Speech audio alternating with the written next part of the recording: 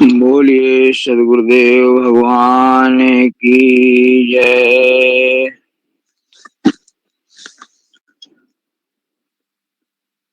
गुरुर्ब्रह्मा गुरुर्विष्णु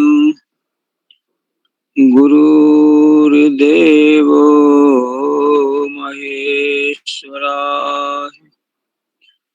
गुरुर्साक्षात् परब्रह्म तस्मै श्री गुरुवे नमः। अखण्डमण्डलाकारं व्याप्तं येन चराचरं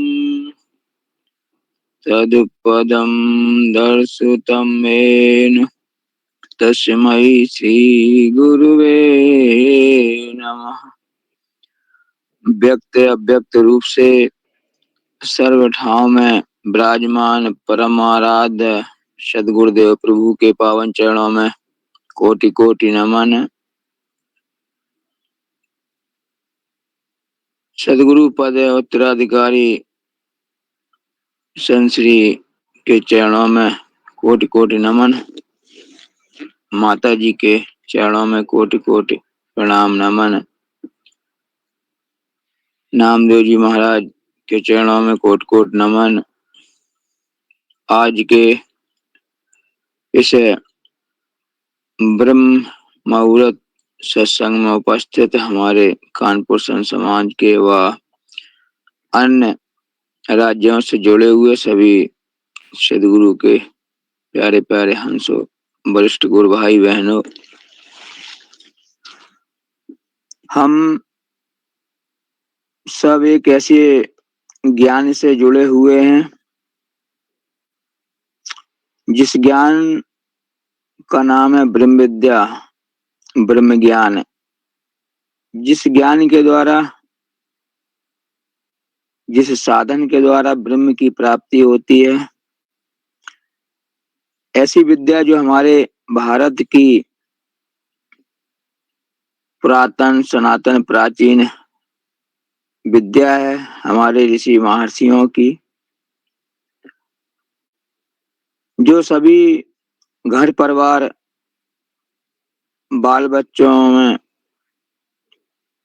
रह करके और योग साधना करके अपनी आत्मा की शक्ति को जागृत कर और परमात्मा तक की यात्रा करते थे। वही हमारे भारत की जो विद्या है ब्रह्म विद्या, जिसका वेदों में वर्णन आया कि यह विद्या सतत निरंतर इसकी धार प्रवाहित नहीं रहती है, समय काल से यह विद्या लुप्त हो जाती है। तो उस लुप्त विद्या को पुनः प्रकट करने के लिए हमारे परम आराध्य सदगुरु सदाफल देव जी महाराज ने हिमालय में जाकर 17 बरस तप किया, उस ज्ञान को प्रकट करने के लिए, उस विद्या को प्रकट करने के लिए जो विद्या लुप्त हो चुकी थी। जब 17 वर्ष तप किया तो समाधि अवस्था को प्राप्त हुए और अपना सारा अनुभव विज्ञान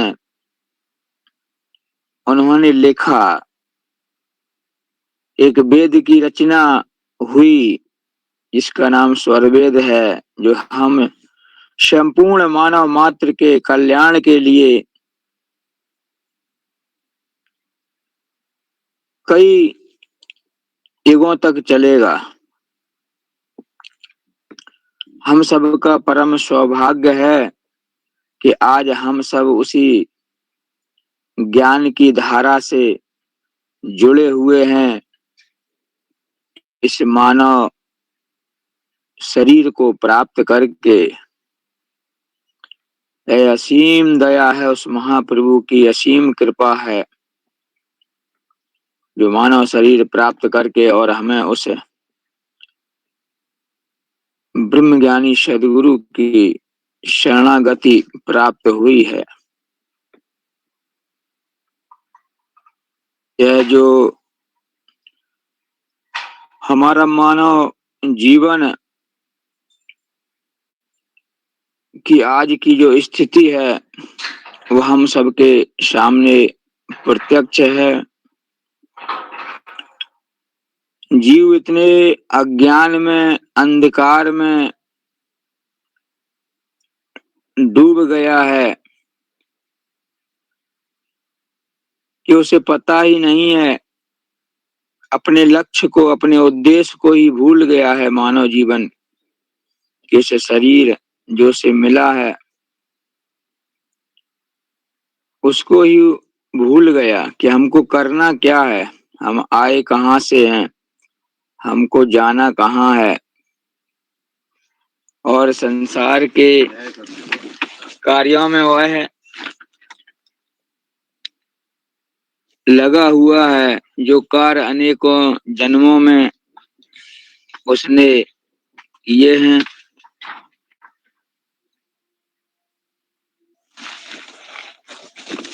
जिन पर प्रभु की दया हो गई, बिना प्रभु ईश्वर के कृपा के सदगुरु की प्राप्ति नहीं होती है। और जब सदगुरु की, ईश्वर की कृपा से प्राप्ति हो जाती है तो सदगुरु प्रभु को मिला देता है। यह जीव इस दुख के संसार में पड़ा हुआ है, यह दुख का सागर है। और हम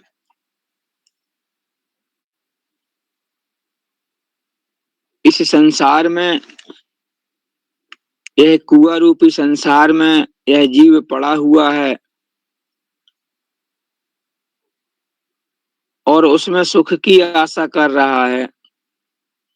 कुआं में पड़ा हुआ व्यक्ति कब तक जिंदा रह सकता है? थोड़े बहुत समय के लिए अपने हाथ पांव पानी में चला करके या कुछ दीवाल इवाल को पकड़ करके थोड़े बहुत समय तक रह सकता है। जब उसका बल थकेगा तो उसको डूबना ही है पानी में, उसको मिटना ही है। ऐसे ही यह जीव संसार की मृग तृष्णा की भांति भौतिक वस्तुओं को जोड़ने में अपना संपूर्ण समय लगाए हुए है, सुबह से शाम तक, बस मात्र एक फल की प्राप्ति के लिए अपने जीवन को रात दिन अथक मेहनत प्रयास में लगा हो, मात्र अर्थ की प्राप्ति के लिए। जबकि सदगुरु चरणों में चारों फलों की प्राप्ति है। कहा है कि चरण श्री गुरु चरण सरोज रज, निज मन मुकुर सुधार। कहाँ जाना है? हनुमान जी महाराज कहाँ के लिए प्रेरणा कर रहे हैं? वो कह रहे हैं कि हमारे पास मत आओ, हमारी पूजा मत करो, पहले आप श्री गुरु के चरणों में जाइए और अपने मन रूपी दर्पण को श्री गुरु के चरण के रज से उसको पवित्र कीजिए, उसको निर्मल कीजिए, उसको शुद्ध कीजिए। तो उससे क्या होगा? बरनहु रघुवर बिमल जस, जो दायक फल चार। तब हमको उन चार फलों की प्राप्ति होगी। आज हम मंदिर में जाते हैं, हनुमान चालीसा पढ़ते हैं, हजारों बार पाठ कर लिया है, लेकिन उस पर हम गौर नहीं करते हैं कि हनुमान चालीसा क्या कह रहा है। अंत में जो लाइन आती है कि जो सतबार पाठ कर सोई, छूटे बंद महासुख होई। हनुमान चालीसा क्या कह रहा है कि जो 100 बार इस चालीसा का पाठ कर लेता है वो सारे बंधनों से छूट जाता है और उसे महासुख की प्राप्ति हो जाती है 100 बार पढ़ने से।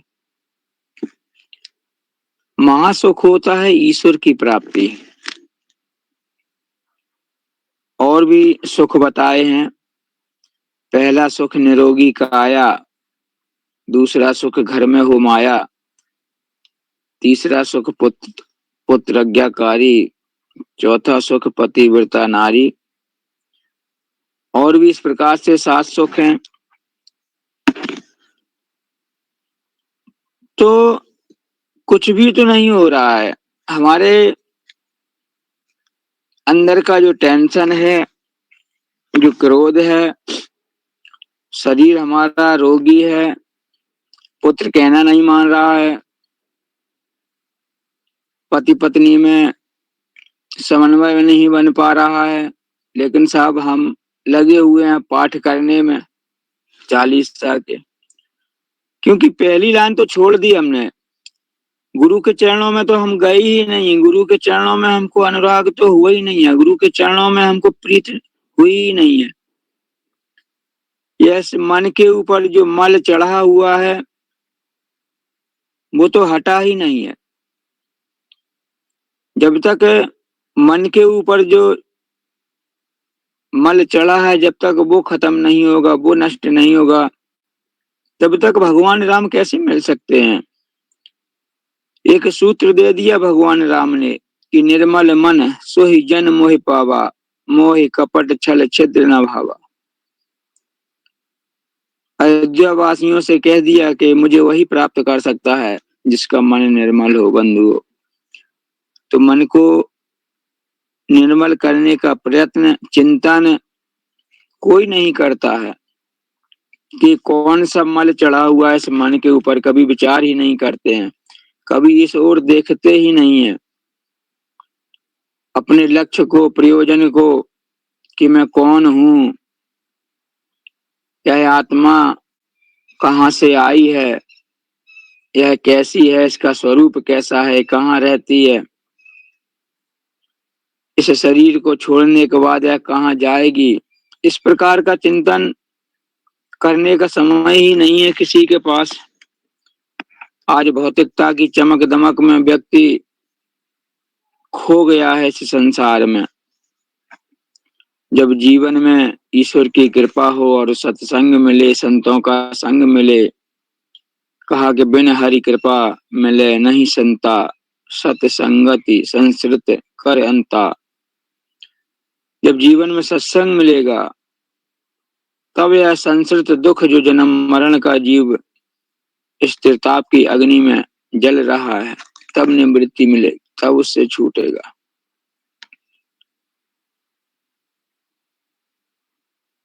एक बार एक राजा गया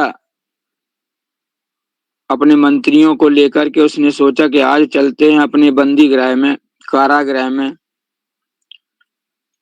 अपने जो कैदी हैं उनके दुख दर्द को सुना जाए, उनकी परेशानियों को सुना जाए, सभी कैदियों से मिला जाए। तो राजा बंदी गृह में गया और बारी बारी से सारे कैदियों से मिलने लगा और उनके दुख दर्द पूछने लगा। पहले कैदी से मिला, उससे पूछा कि भाई तुम्हें हमारे इस जेल में, बंदी गृह में, कारागृह में आपको किसी प्रकार की कोई परेशानी तो नहीं है। तो वो बोला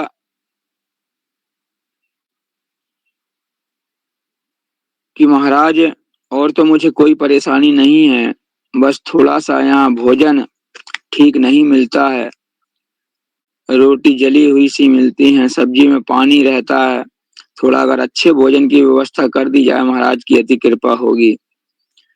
राजा ने मंत्री को आदेश दिया कि कल से सभी के लिए उत्तम भोजन की व्यवस्था की जाए। राजा आगे बढ़कर दूसरे कैदी से मिलता है, उससे पूछता है कि भाई तुम्हें हमारे इस बंदी गृह में कोई कष्ट तो नहीं है। दूसरा कैदी भी महाराज से प्रार्थना करता है कि महाराज और तो सब ठीक है, लेकिन यहाँ शुद्ध जल पीने के लिए नहीं मिलता। एक टैंक भरा रहता, सभी उसी में जलपान करते हैं, पीते हैं, अगर शुद्ध व्यवस्था जल की कर दी जाए महाराज तो आपका की महान कृपा होगी। राजा ने आदेश दिया मंत्री को और कहा कल से सभी के लिए शुद्ध जल की व्यवस्था की जाए। आगे बढ़ के राजा तीसरे कैदी से मिलता है, उससे पूछता है कि भाई आपको कोई परेशानी तो नहीं है।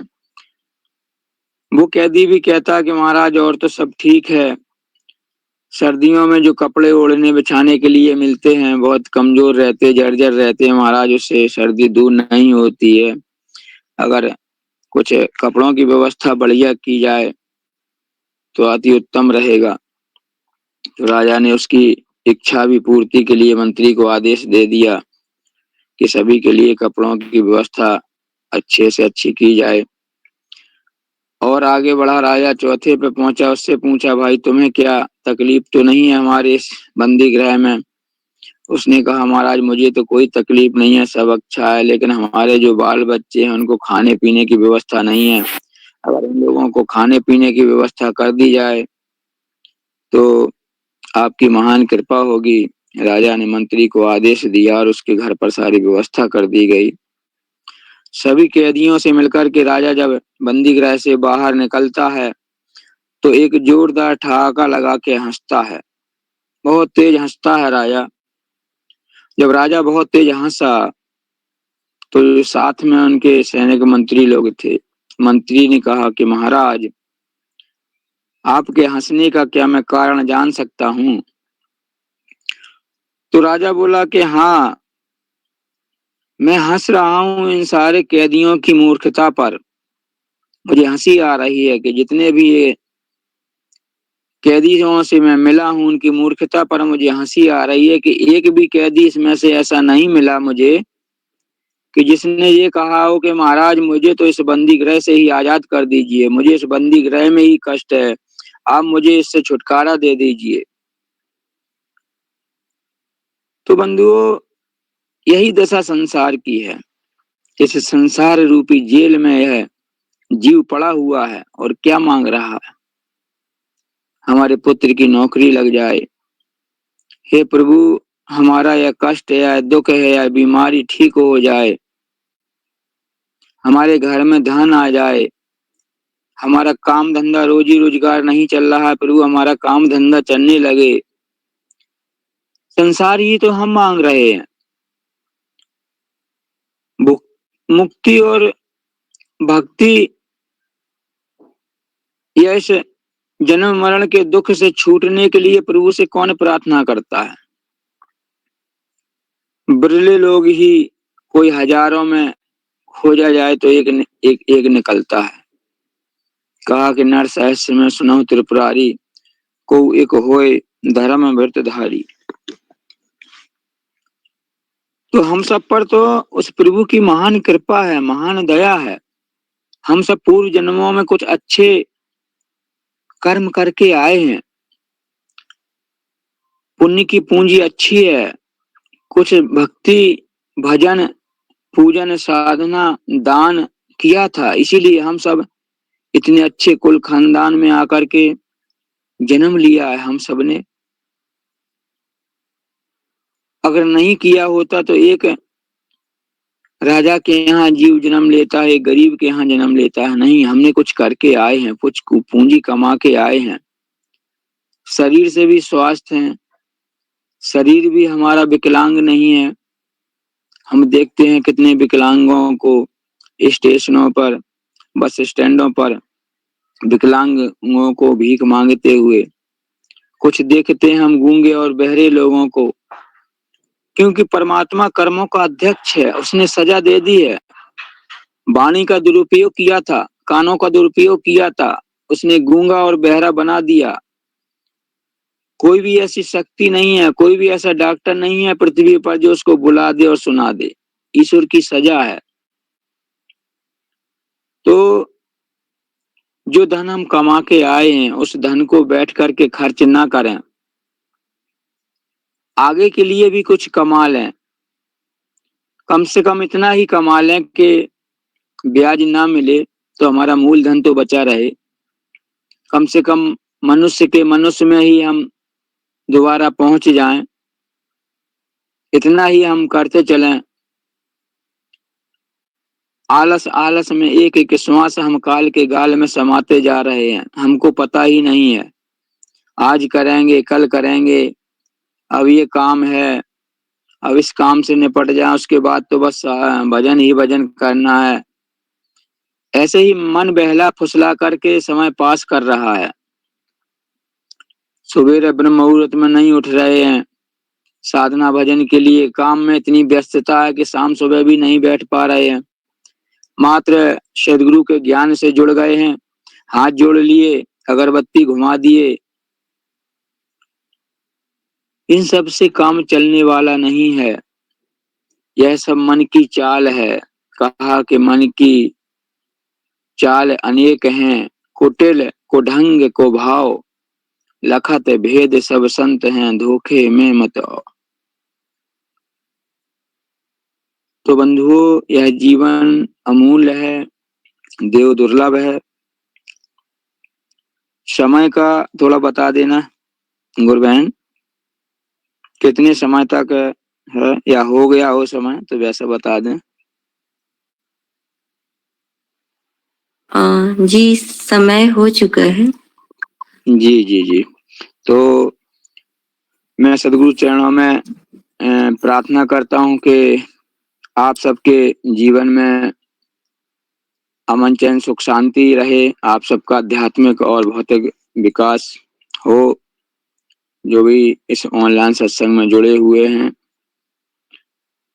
सभी पर प्रभु की अपार कृपा है, दया है। तो यही कामना गुरु चरणों में करते हुए अपनी वाणी को विराम देते हैं। बोलिए सदगुरुदेव भगवान की जय।